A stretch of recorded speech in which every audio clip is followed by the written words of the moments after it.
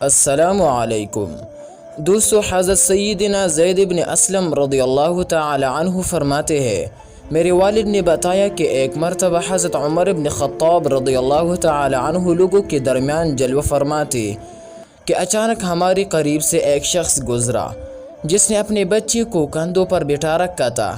حضرت عمر بن خطاب رضی اللہ تعالی عنہ نے جب ان باپ بیٹے کو دیکھا تو فرمایا، جتنی مشابہت ان دونوں میں پائی جا رہی ہے، میں نے آج تک ایسی مشابہت اور کسی میں نہیں دیکھی۔ یہ سن کر دوسرے شخص نے عرض کی، اے امیر المؤمنین رضی اللہ تعالی عنہ، میرے اس بچے کا واقعہ بہت عجیب و غریب ہے۔ اس کی ماں کے فوت ہونے کے بعد اس کی ولادت ہوئی۔ یہ سن کر آپ رضی اللہ تعالی عنہ نے فرمایا، پورا واقعہ بیان کرو۔ وہ شخص عرض کرنے لگا، اے امیر المؤمنین رضی اللہ تعالی عنہ، میں جہاد کے لیے جانے لگا تو اس کی والدہ حاملہ تھی۔ میں نے جاتے وقت دعا کی، اے اللہ عز و جل، میری زوجہ کی پیٹ میں جو حمل ہے میں اسے تیرے حوالے کرتا ہوں، تو ہی اس کی حفاظت فرمانا۔ یہ دعا کر میں جہاد کے لیے روانہ ہو گیا۔ جب میں واپس آیا تو مجھے بتایا گیا کہ میری زوجہ کا انتقال ہو گیا ہے۔ مجھے بہت افسوس ہوا۔ ایک رات میں نے اپنے چچا زاد بھائی سے کہا، مجھے میری بیوی کے قبر پر لے چلو۔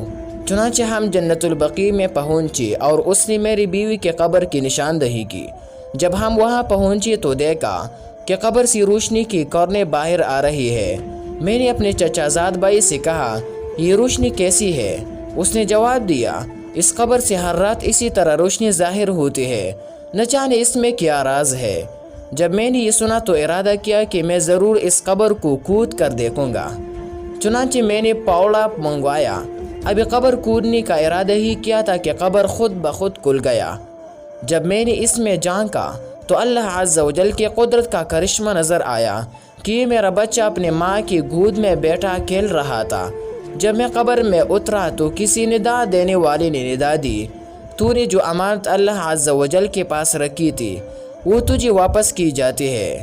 جا اپنے بچے کو لے جا۔ اگر تو اس کی ماں کو بھی اللہ عز و جل کے سپرد کر جاتا تو اسے بھی صحیح و سلامت پاتا۔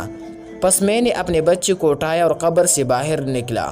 جیسے ہی میں قبر سے باہر نکلا، قبر پہلے کی طرح دوبارہ بند ہو گئی۔